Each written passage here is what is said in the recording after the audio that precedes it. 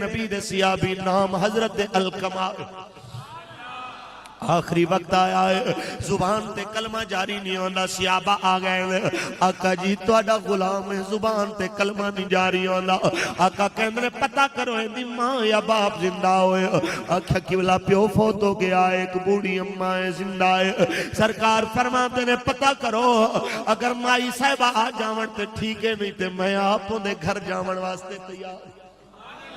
جدو be be نو اطلاع ملی ہے وہ لاٹھی دے سہارے تے چل دیا آقا دے دروازے تے آئیاں سرکار مدینہ فرماتے نے بی بی اپنے بیٹے دے بارک تیرا کی خیال ہے تے مائی صاحبہ دی آنکھاں تو آنسو بہنا شروع ہو گئے آقا جی نمازاں بڑیاں پڑھدا سی میرا بیٹا قرآن بہت پڑھدا سی میرا بیٹا بہت نیک سی آقا کہندے نے اے تے دی عبادات دا معاملہ ہے اے تے رب جانے تے اے جانے تو دس تیرے نال کی سلوک کردا سی تے حضرت علقمہ دی اماں دی آنکھاں تو آنسو نکل آئے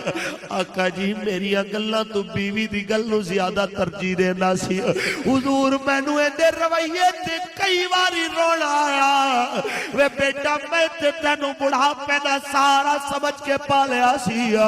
وے تے تینوں اپنے بڑھاپے دا سارا سمجھ کے پالیا سی آج تو اپنی ماں نو کیوں کم تر سمجھیا آج تو اپنی ماں نو کیوں گھٹیا سمجھیا میرے سرکار نے فرمایا اپنے بیٹے نو معاف کر دے آکھا قبلہ میرا دل نہیں کرتا میں نو معاف کرا حضور فرما دے رہے بلال جلدی کرو لکڑیاں کٹھیاں کرو لکڑیاں دا ڈھیر لا کے اگ لا دے ہو حضرت علقمہ نو چک کے اگ دے اندر جلا دے ہو جدو صحابہ لکڑیاں کٹھیاں کرن واسطے ٹرن لگے تے جناب علقمہ دی ماں دی آنکھاں تو آنسو آ گئے حضور میرے بیٹے نال کی ہوئے گا آقا کہندے تیرا پتر ساڑا گا تیری آنکھاں دے سامنے ساڑا گا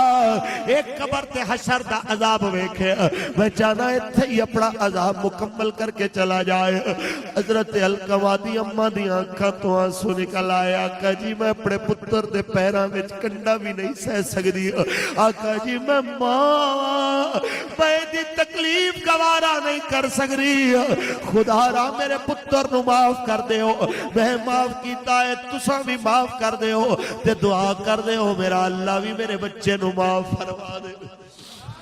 ادھر ماں نے معاف فرمایا ہے معاف کرن دی دیر جناب علقمہ دی زبان تو کلمہ جاری ہویا پڑھ دینے لا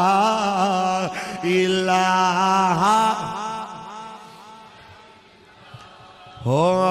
لا الہ